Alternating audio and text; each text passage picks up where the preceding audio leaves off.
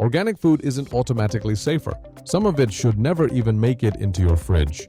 And if you believe the label protects you, that belief might already be costing you more than just money. It might be costing you clarity. Organic food has become a shortcut word. It stands for health, responsibility, intelligence, care, discipline. You see it and you relax. You assume fewer chemicals, better nutrition, lower risk, long-term protection for your family. But that confidence didn't come from education. It came from repetition, from marketing, from headlines, from quiet social pressure. Because organic food isn't one thing. It's not one universal standard, and it's definitely not one guaranteed outcome. Some organic foods genuinely reduce certain risks. Some do almost nothing meaningful. And some, quietly, increase exposure, waste, and false security without you realizing it. In this video, we're breaking down what they don't teach you about organic foods. Which organic foods are actually worth keeping in your routine. Which ones you should seriously rethink before paying the premium. And why the organic label works more like a trust symbol than a safety guarantee. Stay until the end because this isn't just about eating better. It's about understanding how belief gets packaged and sold back to you. If you've ever felt conflicted standing in a grocery aisle, you're not alone. You pick up organic strawberries, they cost more, they look smaller, they expire faster than you expect. You buy organic spinach, it goes bad in 2 days. You barely had time to use it. You buy organic meat. The price feels uncomfortable, the benefit feels unclear. You wonder if you're paying for health or for a word. And at some point a quiet thought appears. Is what I am doing actually really better for me or just more expensive? That doubt is incredibly common and it's rarely talked about openly. Consumers across income levels report the same patterns. Organic produce spoils faster. Organic packaged food looks suspiciously similar to non-organic. Organic labels feel vague, and official guidance often feels contradictory. Some people double down and buy more organic to feel safer. Others give up entirely and assume it's all hype. But almost no one explains why the confusion exists in the first place. Because organic food is sold as a moral upgrade, not a system you're supposed to understand. And when morality replaces explanation, questions start to feel uncomfortable. You don't want to sound careless. You don't want to feel irresponsible, so you stop asking. Let's start with the part most people don't expect. Organic food does not automatically mean cleaner, safer, more nutritious, or longer lasting. It means something much narrower than that. Organic certification focuses on how food is produced, not how it performs once it leaves the farm, not how long it lasts in your fridge, and not how you handle it at home. That distinction matters more than most people realize. Organic produce typically avoids synthetic pesticides and synthetic preservatives. That sounds good, and in many cases, it is. But follow the chain. Less preservation often means shorter shelf life, greater sensitivity to temperature changes, higher spoilage risk during transport, less tolerance for imperfect storage. Organic foods are still shipped long distances, still handled by multiple people, still stored in the same warehouses, still placed under the same grocery store lights, but they often arrive with less protection built in. That's why certain organic foods, especially leafy greens, berries, and pre-cut items, are disproportionately involved in recalls and spoilage complaints.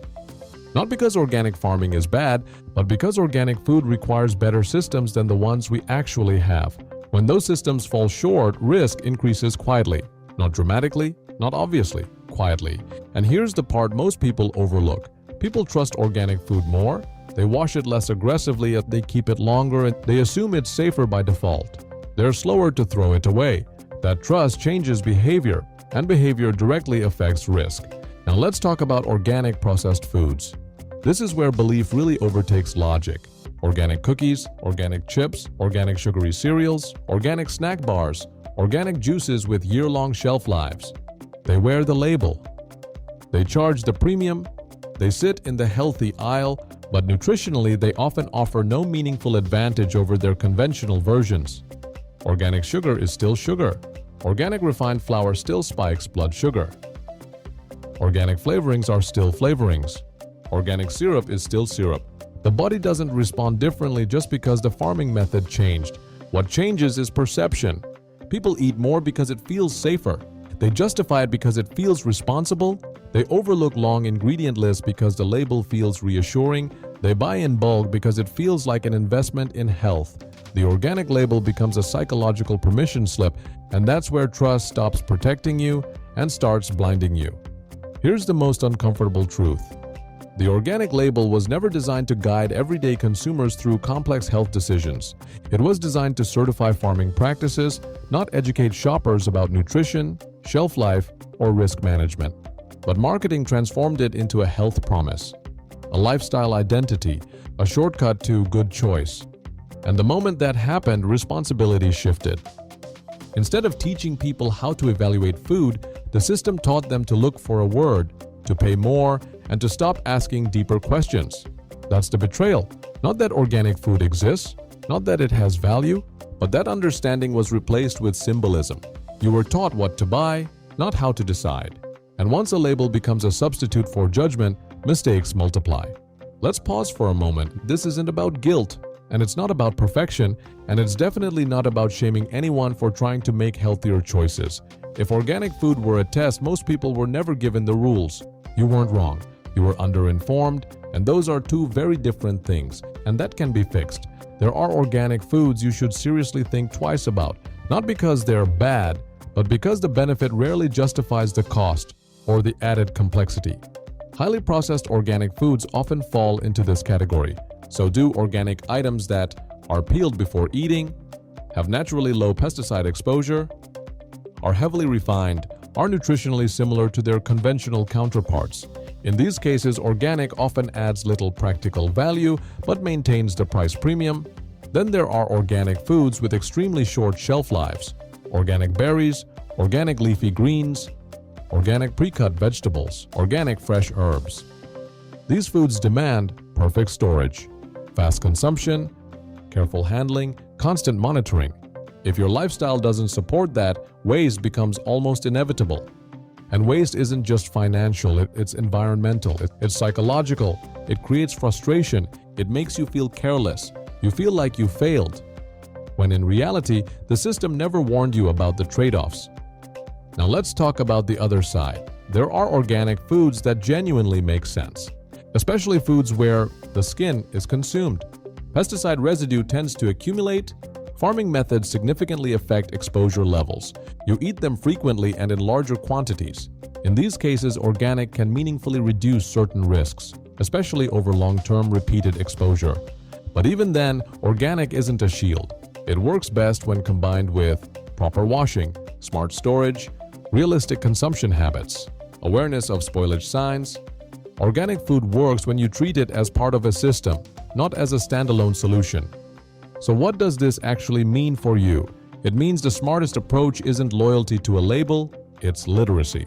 The system keeps repeating this pattern because labels are easy to market. Nuance is hard to sell, and education doesn't scale as fast as branding. Who benefits most? Large food companies, retailers, certification bodies, brands that can charge premiums. Who carries the cost? Families paying more every week, consumers throwing away spoiled food, shoppers who think they're protected when they're not, people who feel confused but blame themselves. This isn't about deception, it's about incentives. The system rewards belief, not understanding, confidence, not curiosity. Zoom out. Organic food isn't the problem. It's an example. The same pattern shows up everywhere. Natural products, clean labels, free from marketing, non-GMO branding on items that never contain GMOs to begin with, words that feel like answers, but function like shortcuts. They reduce thinking, they increase confidence, they discourage scrutiny, and when trust becomes automated, it becomes exploitable. Not maliciously, structurally, predictably. Here's the good news, you don't need to reject organic food, and you don't need to memorize complicated charts or carry a guidebook to the grocery store. You just need to change how you interpret labels. Labels are signals, not conclusions. Starting points, not final answers. Once you treat them that way, the pressure disappears. Organic food isn't a rule, it's a tool. Some tools help in specific situations, some don't. Some cause problems if misused. Some cost more than the benefit they provide. The real advantage comes from knowing when organic reduces real risk, when it changes almost nothing, and when it quietly creates new problems like waste, overconfidence, or overspending. When you stop outsourcing judgment to labels and start trusting informed decisions, everything shifts. You don't shop out of fear. You don't shop out of guilt. You don't shop out of identity. You shop with clarity. And clarity is the one thing the system never puts on the package, because once you have it, the label loses its power. Now you know what to watch out for.